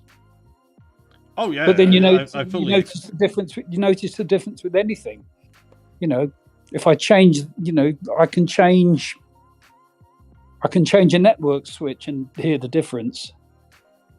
But if you're going to listen like that, you're going to hear it. I mean, that's for me, that is just not something I do, because that's a type of listening that's... Yeah. You're almost paying attention only to listening, and it's just not for me. That's exactly that. Yeah, that's exactly the point. That's my type. That's my type of listening. I mean, so I occasionally do it, but it's rare. It's sure. This is in the end why I think I said this like a year or two ago. Like why I decided for 50s over 90s. It's like the amount of time I watch a movie versus how often I sit down for actual listening. It's like 8-2 or something like that. Well, I doubt if I watch one movie a week. That's the difference. But yeah. I listen to music every day that I'm here, and when I say listen, I listen, and I notice, and if that acoustic guitar doesn't have that twang, I'm switched on immediately. I can tell you the difference. I promise you. I can tell you the difference between Q-Buzz and Tidal. I have no doubt. Yeah, I mean, I know which is which. Especially over 90s, you'd be able to tell. Yeah. Yeah. The other thing is that my other daft passion, Max, it's an obsession. Is headphones. So All right. I do a lot of headphones, and because of the type of headphones that I use, because I'm into electrostatics basically, and they hide absolutely nothing, and you've got no room compensation issues or anything else. You don't have to worry about that. So you're actually hearing what is actually there. So I mean, so much music is mastered for headphones. Yeah, so I come from that where I'm listening to, I know what it sounds like, to then hearing it, if you see what I mean, through another medium, and that makes it even more noticeable. So 90s are pretty much the closest speakers you can get to headphones if you set them up Yeah. correctly. yeah, oh yeah, exactly. But that's what John said. That's why that also doesn't help. So it makes you awfully picky, but that's what I want to be. Yeah, that's right. It is. It drives me crazy. If I hear something that it was like I was saying to you, Mickey, about the 28s and stuff. When I started to try them out, I was playing tracks obviously that I knew and I liked, and I was hearing bass that wasn't be on. there. Yeah. But, and I'm going, there's no. I swear, there's no bass. There's no bass on that, and it was actually bass in the mid ranges. So but you notice it's like it's there's- remastered. It's like I don't know. It's like the 2020 remaster of the Beatles or something. Like a lot of the old Beatles tracks sound modern on 28. Oh. Not in a terrible way, but just not how they're supposed to sound. And they definitely don't sound good on the 50s or the 90s, in my opinion. Those, I mean, I know that George Martin was supposed to be a genius, etc. But they just don't sound good. It doesn't sound like a genius mastering to me on either the 50s or the 90s, but that's just me. So you can tell I'm an old fogey. Well, I actually emailed them and asked them if they could flatten that out a bit. The only response I got is like, we'll look at it. I think they probably think you have the DSP or the draggy thing to make it sound how you want to, and you can make them very bass poor, if you will. But I found that the BeoEQ thing so unhandy to use. It's quite often where it sounds right, and if you don't let your finger straight off the screen, it ticks a bit left or right, and it's like, it's not exactly what I wanted again. And it's so fiddly. I'd rather have a sort of normal EQ. Yeah, it's one of those things, and it's maybe not even the amount of bass; it's where the bass comes. It's when the bass gets into to my type of listening, my type of music. When the bass gets into that mid range, it's just my head goes, it shouldn't be there. Yeah, but they're very modern sounding speakers, and if people like a lot of bass forward and punch. Yeah, you can really rock to them, And I think I was saying to you, Mickey, and certainly Max, the sound staging on them, on those 28s, is phenomenal. It's better than the 90s. I promise you. In the position that I've got them, and they're either side of an alcove, that the band or the singers or the whatever are right in that gap, in a way that it's phenomenal, the sound staging of them. And maybe that's just the room position, but it is really, really good. Well, it's best. It's the best I've ever heard. Better than the 90s, the sound staging.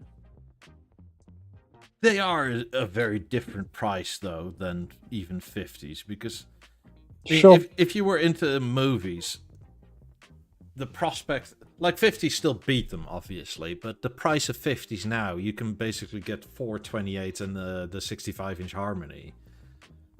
Like, that proposition changes so much in my mind. Yeah. Oh, look, they're great. They're great movie speakers and stuff like that. Don't disagree. For anybody confused, we're talking about the smallest margins here. yeah, we are. We're being very pedantic about it. Yeah, but I tell you, it's sort of interesting because my my son-in-law is a musician, and he does the music for films.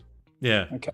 So he's obviously professional, and when he first started to come, when I actually had the 50s before I got the 90s, he couldn't tell the difference. He was saying, between the different sets of speakers. He stayed with me for about 7 days, about 2 or 3 months ago, and before he left, he said, "You've changed my mind about speakers. I can really hear the difference now." And there's somebody that mixes for a living. Hmm. So, in other words, what he was saying is, in that context, he hadn't been switched on to really hearing it like that. He was hearing it through a different set of filters, if that makes some sense. Yeah. But anyway, he was sense. here for a week, and he'd noticed, but he was listening to music, he was watching films, etc. And he said, "You know what? I can really tell the difference now." Yeah, you can also, with 90s or 50s, really, or even 28s, you can tell when it's mastered with shitty in-studio speakers.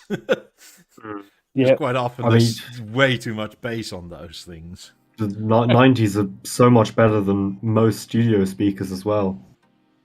Yeah, they're very, they're great. They're so inconvenient, it's ridiculous, Max. But I wouldn't give them up now. Mm-hmm. Only to Mickey, if he really wanted them.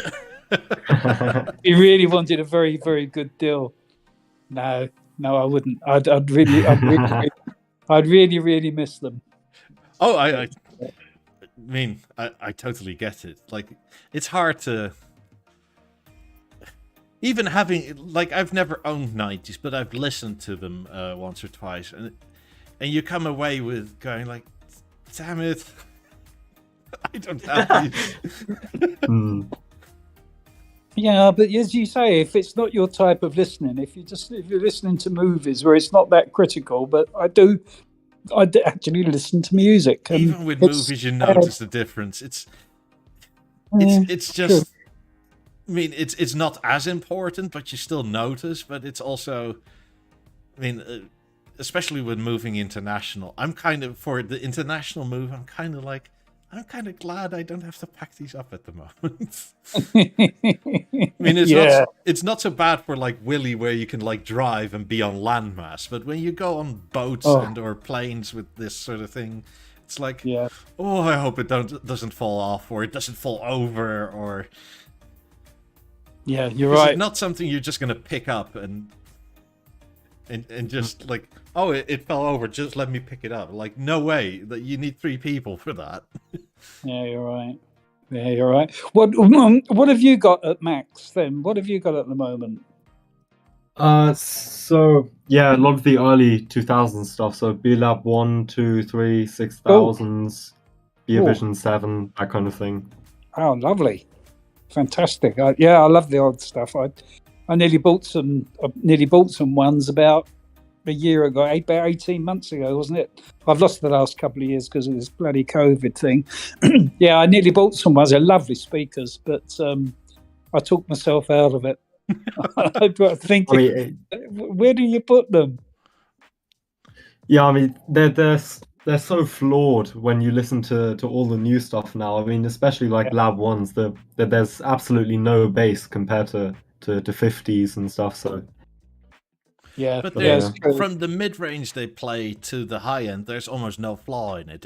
It's excruciatingly accurate for once if you like Yeah. set them up properly. very clinical. And a lot of people find that very tiring, and I understand that, but I always love that. I'm gonna pester Willie until he'll sell me his wands once we're both in Florida, because I don't know why, but I just want them again. So, what do you listen to music, Max? Yeah, lots of music. I like all some of the older stuff as well. I mean, old for me, so like let me have a look what I have here. Elton John, that kind of thing. Yep. Some classical music as well. Yep. Lots of movie music. Right. Yeah, I mean, I listen to a massive range of stuff, really. Right. Okay. And do you sort of listen, or do you semi-listen, or walk around listen, or background, or sort of wallpaper music listen, or what? Yeah, definitely. I mean, I'll if I've got like Pink Floyd on or something, I'll definitely sit in the sweet spot and Right. crank it up and just have like very careful listening. Then, yeah. Right. So that's going to be fairly bass heavy then, isn't it, Max? Yes, yeah, true, but Good. it's very good though. No, that's good. If that's yeah, if that's your thing. Oh, you'd love the 28s thing, because they're a very, very modern, punchy, forward sound. That would suit that type of music, I think. Yeah, I've only listened to them once, but yeah. If you're ever in No, I the don't- area for whatever reason, shoot me a text and drop by. Yeah, I'd love to. Yeah. Whereabouts are you, Max? I'm in school at the moment, so I'm in Godalming. Oh, in But Godalming. I live. Yes, yeah.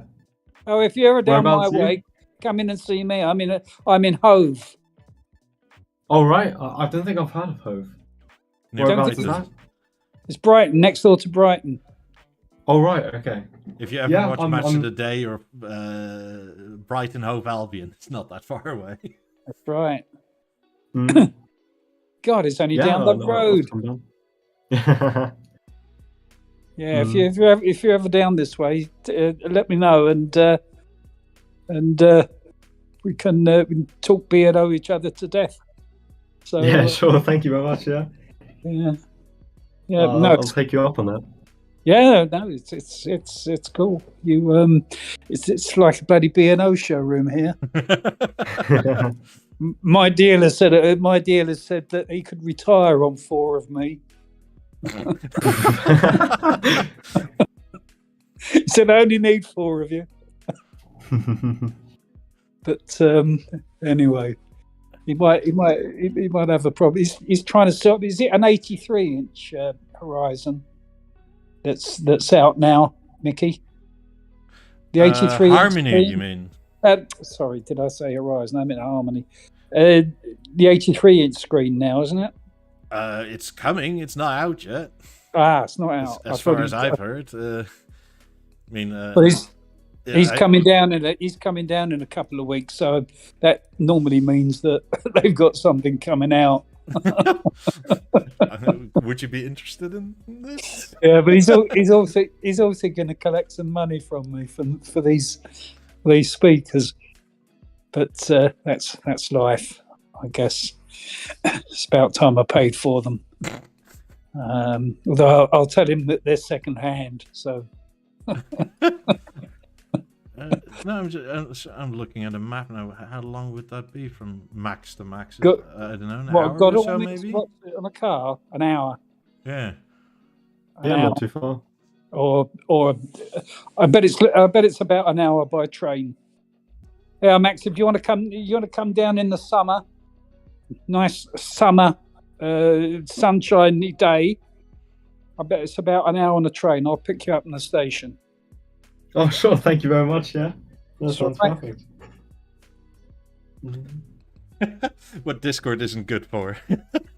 That's the good thing about Discord and Twitter, isn't it? It's so interactive. You know, you can actually it's really good. When you sit there trying to type into the chat, you just never going to be the same.